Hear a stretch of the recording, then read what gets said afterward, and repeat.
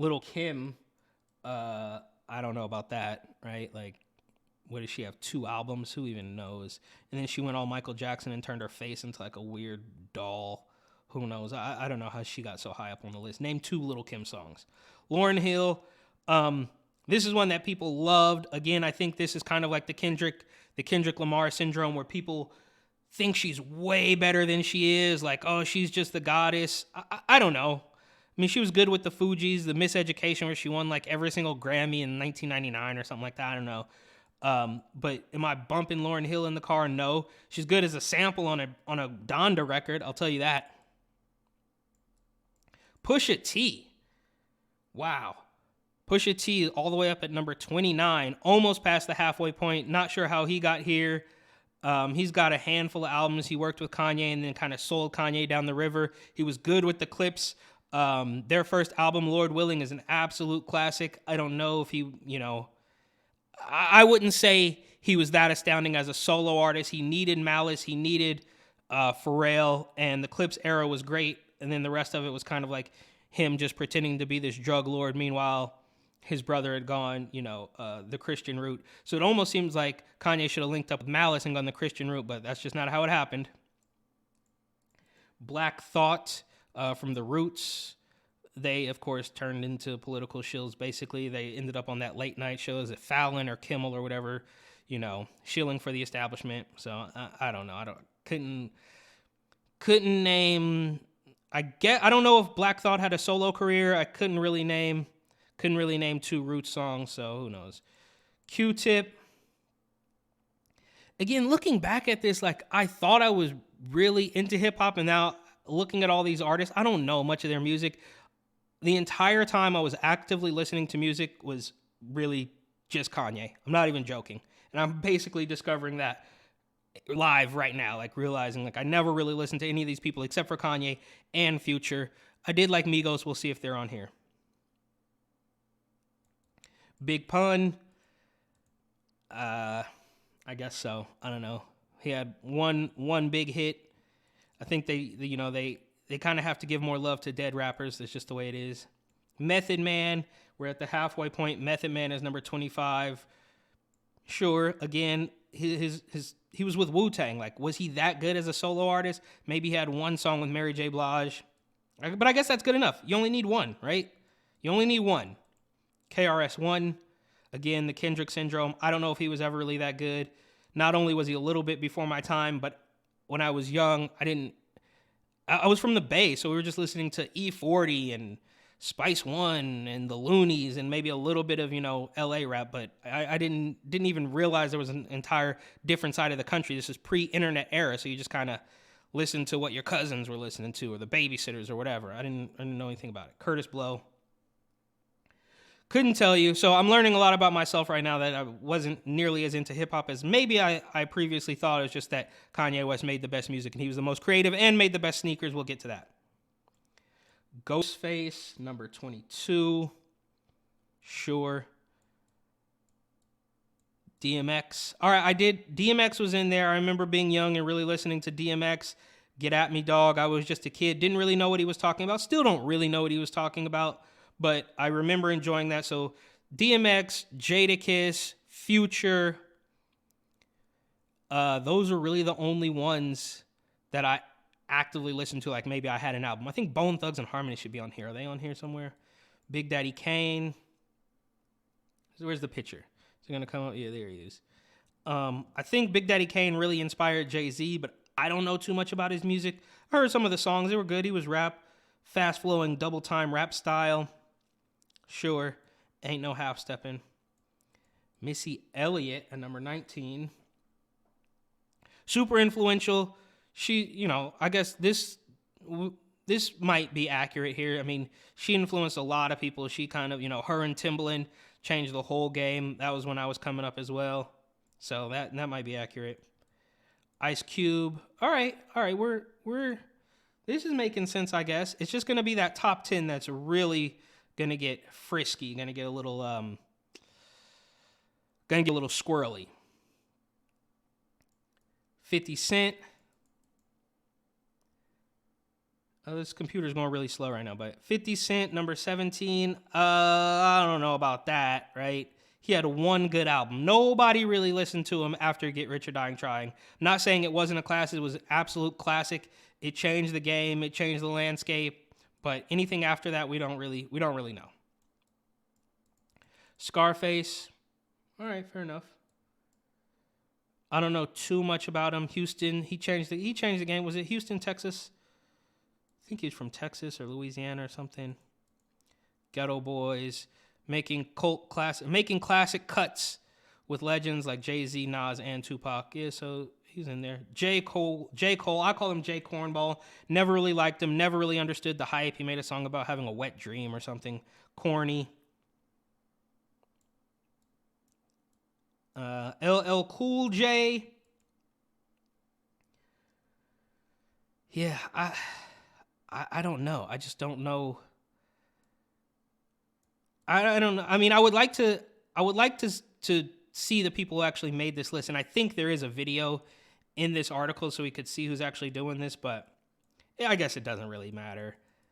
Rakim, that's where A$AP Rocky got his real name, I believe. Like, his mom was a big fan of Rakim, so called him.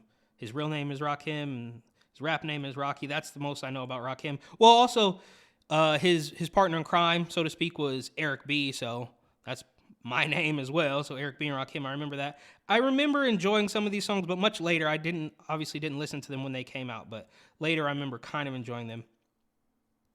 Andre 3000. That's kind of whack that they would put him up there without his partner in crime, Big Boy.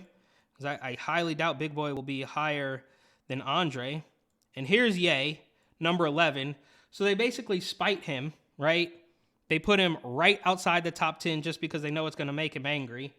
And this is obviously wrong. He deserves... if you're asking me, obviously he's the best. He's the best to ever do it. You know, from the production, the creativity, the clothing, the fashion, I mean, every single thing. That's me. But if you want to debate it, we're still talking top 3 easily. So I feel like they did this just to spite him, put him outside the top 10, right above Nicki Minaj. Give me a break. I mean, Nicki Minaj, there's no, look, traditionally, hip-hop fans are men, boys, teenagers. Nicki Minaj has cut her fan base in half. It's only women and gay guys. There's no real rap fans who are like, oh, yeah, I just bought that new Nicki Minaj album. There's no way she deserves to be in front of Kanye West. That's just the facts. But this is what, mainstream nonsense is all about, is diluting and manipulating the truth. So Nicki Minaj is somehow top 10. Snoop Dogg, fair enough. None of these people deserve to be higher than Kanye. Drake being higher than Kanye is wrong, okay? Saying Drake is better than Kanye is saying, Family Guy is better than The Simpsons. Drake doesn't even exist without Kanye West. Family Guy doesn't exist without The Simpsons. You have to, respect the elders. There's no way Drake is ahead of Kanye. It's just not possible.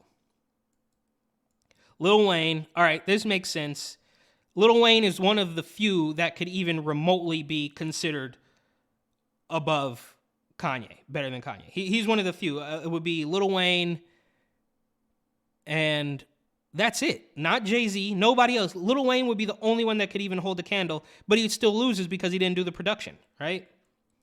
B.I.G., number 6.